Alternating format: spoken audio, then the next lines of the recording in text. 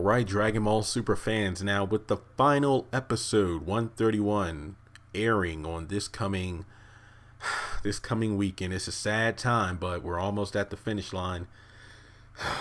I just wanted to talk about episode 130, and honestly, that was literally one of the best episodes I've ever seen. You have to watch it in HD to fully appreciate it. Like, I remember it being like in my newsfeed on Facebook or YouTube. I forgot which one, and I saw like a clip of it. I think that was when Goku and Jiren were both at full power going at it, and to actually fully experience the visuals are on point for the most part. You really need to watch it in HD. But I want to focus on the part of the episode that had a lot of people talking, and it had me thinking. Now, before getting started, the title of this video may have thrown people off. Like, oh my god, it was explained in the episode that Frieza did not attack Goku from behind when he dropped out of Mastered Ultra Instinct to the ground in base form. But let me just say that, yes, I know that Whis confirmed that it was the toll of having that godly limit breaker power within his mortal body that literally pushed Goku beyond the breaking point, and he literally almost broke apart on the arena. So yes, I know that it was not Frieza that was the cause of it, but let me just break it down to you as to why I think not just myself, but a lot of people thought it was Frieza. I remember there was a meme, I'm going to have it on the screen now, about, I think it said, be honest, you thought it was Frieza that did this, or something along those lines. And it's true, because you look at the fact that from the perspective of Goku, when he had that blast charging in his hand, number one, didn't that remind you of when he was on Namek and he gave Frieza some of his energy?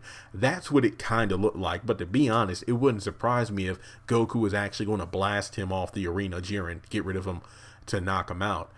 But you just look at that perspective. Number one, it looked like Goku giving Frieza energy on Namek. Number two, right before Goku's back kind of like exploded. I don't even know how to describe it. We saw like a back perspective of it. Like, we saw a behind shot where Jiren's looking up, Goku has to blast. We see Goku's back, and it almost looks like the camera angle is pointing towards somebody hiding behind a rock, like they were getting ready to strike. Then the next thing you know, the screen goes black and we have the blood gushing from Goku's back, and he's just screaming in agony. It reminded me of when Piccolo, this is back during Dragon Ball, during the 23rd tournament, when Piccolo shot a mouth blast that went right through Goku's shoulder,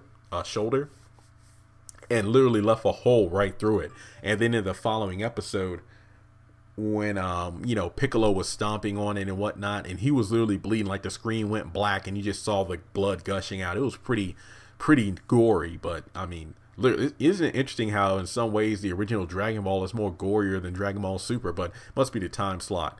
Now, things that really make it seem like it was Frieza, aside from the perspective and the fact that Goku was blasted from behind, that's a classic Frieza technique. Heck, he did it to Toppo in his beam struggle with 17. But you look at the fact that the background music really sounded like it was Frieza. It wasn't like Frieza's theme song, but it literally sounded like, the evil instrumental music that came in whenever Frieza or another bad guy appeared on the scene. Then the dark lightning that emerged from Goku's body, again, that truly screamed that was Frieza who attacked him. But then it turned out it wasn't. It really kind of sucked. But from perspective wise, I feel like maybe the writers originally intended for Frieza to attack Goku, but due to Super ending, they had to make some last minute changes. But I feel like in some ways, this is, we're at the 4-minute mark. So let me just throw a disclaimer in here. In terms of my head canon, I think a couple things would have happened that would have allowed it to make sense. For starters, that dark energy really looked like God of Destruction energy to an extent, the Hawkeye Energy.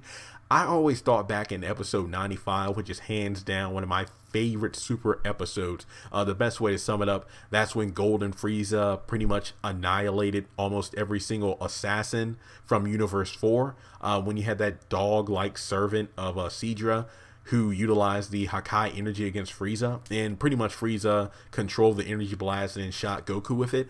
I thought it would have been so cool if after controlling and condensing the Hawkeye energy, Frieza would have contained it within his body. That way he can actually use it at a vital moment during the Tournament of Power. I think this would have been an awesome way for him to attack Goku from behind, because Goku would have weakened down and beaten Jiren enough so that Frieza can attack Goku from behind, then take out Jiren as a result, winning the tournament and the Super Dragon Balls. That would have been awesome, because after he gave Goku energy after he first went Ultra Instinct and fought Jiren but then lost, I think even Frieza said that, oh, here's some of my energy because I need you to get stronger and stronger, Goku. That way you can work for me. Pretty much, he admits that Jiren is too much of a monster for him to face alone, so he'd have to rely on the monkey to get the job done with Ultra Instinct. So I feel like that would have been a great way of making things come around full circle. And heck, if you wanted to make it so Frieza would get, his comeuppance, have Android 17 emerge from the rubble and then take out Frieza, that would have been cool, because in dramatic show of irony, Goku, Master Ultra Instinct, defeated Jiren, or weakened him. Then Frieza shot him in the back with Hawkeye Energy. Not enough to kill him, of course, but just to knock him out of Ultra Instinct. Then Goku gets knocked out of bounds. Frieza comes out of nowhere at the 11th hour and defeats Jiren, but is so weakened, he gets taken out by Android 17 with a sneak attack. So there you go. I mean, honestly, the tournament, quote unquote, should have ended with Jiren losing, but I'm just trying to make it make sense. And another reason why I thought it was Frieza that attacked Goku was, remember when Goku was falling out of bounds and then Frieza blasted him up to some of the rubble? He was in his golden Frieza form, so part of me was like, wait a minute, Frieza is like very, he's catching his breath, he's worn out as golden Frieza, but when he was knocked out by Jiren a couple episodes ago, he was in his fourth form, so he wasn't in golden form. So maybe he went golden Frieza, blasted Goku from behind. Then when Goku fell out of bounds, he blasted him back into bounds. That way there will be a numbers challenge for Jiren to face off. So again, that would have just been my quote unquote theory as to why Frieza was the one to blast Goku in the back. Yes, I know it really wasn't Frieza that attacked Goku, but I think I can speak for a lot of fans when I say that it really, the last couple of minutes of that episode was just full of surprises, just to say the least. So with that being said, let me know your thoughts in the comment section below. Did you think that Frieza was the one that attacked Goku from behind? I don't think it would have surprised anyone, just because of all the mental simulations